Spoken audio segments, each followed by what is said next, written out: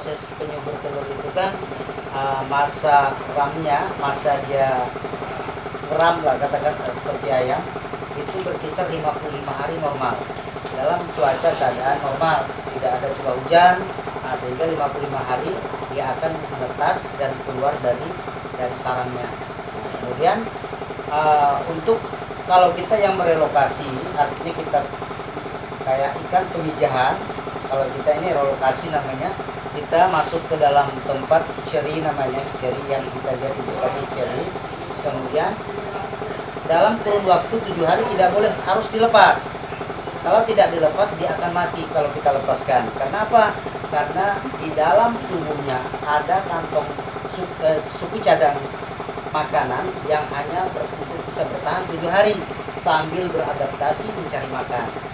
Nah itu, kemudian dia rentan sekali terhadap binatang-binatang yang ada di air seperti hiu, ikan-ikan. Karena apa? Ikan mau makan tukik karena kerapasnya juga masih lembut, cangkangnya masih lembut. Pak, izin bertanya, dari sekian banyak tukik yang dilepas, berapa persen yang bertahan hidup?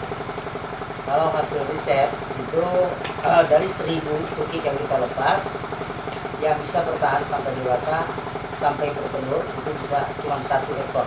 Jadi 1000 berbanding 1. Nah itu ya.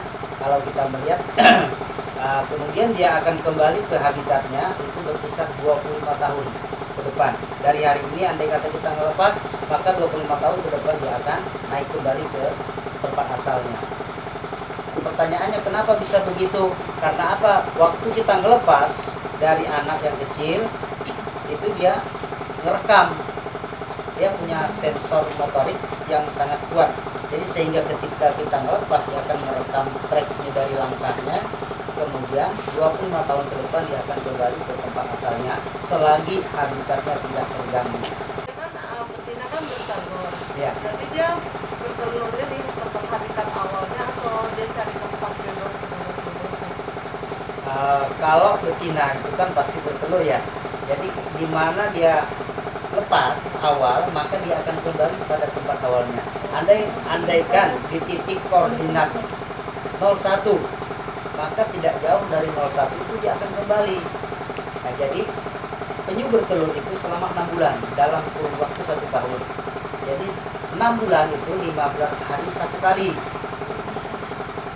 15 hari 1 kali 1 ekor.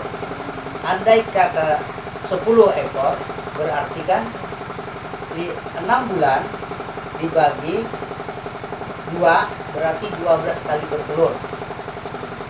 1 ekor 12 kali. Andai kata telurnya 100, maka dia akan menjadi 1200 telur. Kenapa kita mengajak adik-adik mahasiswa datang ke camp kita? Agar tidak hanya mendengar isu telur, tidak mendengar isu penyu bertelur. Kita akan melihat sendiri langsung ke tempat penyu bertelur ini. Nah, jadi kenapa ini juga kita lakukan? Karena ini bahan kita untuk melakukan pendidikan atau edukasi kepada mahasiswa yang ada di Kalimantan Barat khususnya. Jadi supaya mereka mengenal bahwa penyu ini adalah satwa langka yang dilindungi. Bahkan di dalam appendiknya itu appendik 1 dan sinyal merah, artinya sangat rentan kehilangan. Nah, dari sekian banyak penyu yang ada di Kalimantan Barat, di Kabupaten Sambas dan Palo ini ada 4 berawal dari 4 penyu. Pertama adalah penyu belimbing yang besarnya sekitar 1,5 meter. Kemudian penyu hijau yang hari ini kita lihat, kemudian penyu sisik dan penyu tempayan. Jadi ada 4 penyu, cuman yang bertahan sampai sekarang cuma 2, penyu hijau dan penyu sisik. Nah itu, jadi kita sangat prihatin sekali ketika kita membiarkan, andai kata tidak kita urus dan kita tidak kenalkan kepada adik mahasiswa, maka kita akan kehilangan katakanlah satwa langka yang dilindungi ini. Pak, izin bertanya, dalam 1 tahun itu ada berapa tukik yang dilepas? Kalau dari mulai kita dibentuk ya, kebetulan kita dibentuk pada tahun 2011, tepatnya 20 Maret. tahun pertama kita kegiatan dari awal bulan 6 sampai pada bulan 10 itu berkisar anak penyu yang kita lepas 35.000. Tukik kita punya data. Kemudian tahun kedua kita melepas 25.000 anak tukik dan tahun ketiga belasan ribu. Itu yang kita lakukan. Tahun-tahun terakhir ini kita tidak melakukan pendataan secara rinci, tetapi kita bekerja sama dengan teman-teman di WWF Indonesia dan juga yang diperbantukan di sana juga tenaga Pokmaswas sendiri dari Kambau Borneo. Lagi, Siap.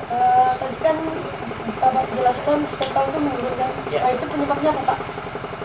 Penyebab menurunnya anak penyu atau tukik yang kita lepas dari zona-zona yang kita bagi.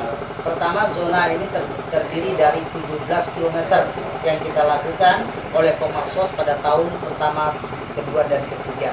Setelah itu kita berbagi zona untuk pengawasan. Ada dari pihak teman-teman di WWF itu berkisar 7 kiloan, sedangkan kita hanya berkisar 6 km, dan selebihnya ada di bagian Pokdarwis di sebelah Kampak, sebelah Selimpai sana. Jadi inilah persoalan yang jadi jadi persoalan kita, karena apa? Tanggung jawab secara utuh adalah Pokmaswas selaku pengawas dan sebagai pemantau dari kegiatan penyu yang ada di Kecamatan Palo ini. Kenapa menurun setiap tahun? Ada beberapa hal yang memang harus saya beritahukan kepada mahasiswa. Pertama, mungkin faktor area kita yang kawasan kita hanya pendek, kemudian predator-predator yang selalu tidak bisa kita hindari. Pertama sekali adalah ketika malam ada namanya burung hantu. Itu burung hantu juga makan tukik. Kemudian kucing hutan juga makan tukik. Biawak juga makan tukik. Terus kalau kita lepas ke air itu banyak ikan-ikan yang makan tukik. Nah, jadi inilah yang membuat kita bisa menurun setiap tahunnya. Kemudian juga yang paling dominan adalah pengawasan kita.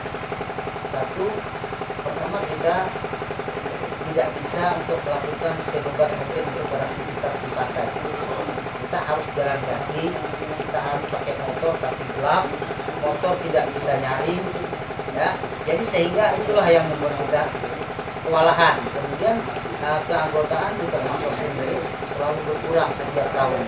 Ada yang meninggal, ada yang berhenti. Kemungkinan kecapean. Pertama adalah mungkin beban biaya. Karena sampai hari ini kita belum punya anggaran, belum dikasih anggaran oleh pemerintah untuk operasional. Kita hanya menggunakan tinta, meminta kepada mungkin desa yang bisa bekerja sama, kemudian pihak-pihak lain, pihak perusahaan yang mau bekerja sama dengan kita, artinya bekerja sama membantu keikhlasan. Yang pada hari ini kita mendapat anggaran dari desa untuk operasional, alhamdulillah masih bisa kita lakukan untuk pengawasan yang begitu rumit sebenarnya. Kalau kita melihat kegiatan kita di waktu malam tidak tidur, bahkan 3 malam satu shift itu kan 3 orang, kemudian 3 malam berbekal beras dan makanan secukupnya, kemudian motor, bensin itu kita tanggung sendiri. Selalu ketika air pasang tinggi, kemudian air surut rendah. Nah, jadi dia naik tidak memandang gelap atau terang. Tapi pada intinya begini, ketika malam penyu tidak akan naik di waktu siang, dia naik di waktu malam. Ya. Kenapa waktu malam? Mungkin dia sangat sensitif terhadap gangguan-gangguan manusia, kemungkinan yang beraktivitas, kemudian terhadap cahaya, getar, semua itu sangat sensitif. Apabila kita ketemu penyu dan kita main senter ataupun pencahayaan buatan, maka dia akan keluar. Tapi kalau bulan dia tidak. Kalau bulan dia normal saja. Tapi kalau cahaya buatan manusia dia akan turun kembali. Dia kan umurnya 340 tahun. Pernah nggak ditemukan kayak entah cangkangnya atau apa gitu? Belum.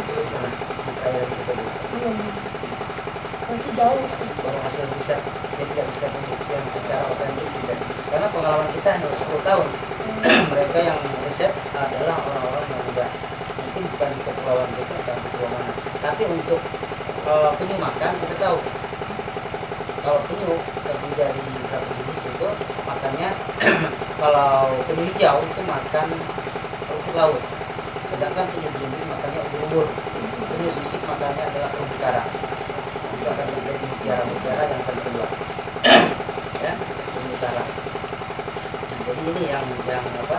Yang menambah kita jadi bahan kita untuk ingin tahu penyu. Sebenarnya jenisnya sama penyu. Nah, jenisnya sama penyu, tapi makanya beda-beda. Nah, kemudian penyu belimbing itu pernah naik tahun 2013. Dan cuman treknya saja. Setelah itu 2018 naik di areal Temajuk, bukan kawasan kita. Sudah selesai di sana. Kita tidak tahu apakah mereka ambil telurnya. Yang jelas pernah kita dengar bahwa mereka ambil belimbing itu sampai ke Australia. Kita pernah di Indonesia, bukan di kita. Indonesia masang satelit, kita sampai dimakan sampai ke Australia. Jadi sangat jauh petualangan penyu ini. Yang mudah-mudahan keamanan laut itu selalu terjaga. Nah, ini sumbernya cuma laut. Kalau memang keamanan laut itu terjaga, maka penyu ini akan tetap hidup. Karena bisa-bisa di dalam dasar laut itu ada troll, ada bom yang membunuh, kemudian ada apa namanya ya, selain itu troll sama mungkin dengan utak harimau. Nah itu yang ambil, karena nggak bisa keluar, dia akan mati, akan diangkat dan dibawa. Ini yang menjadi resiko kematian dari penyu.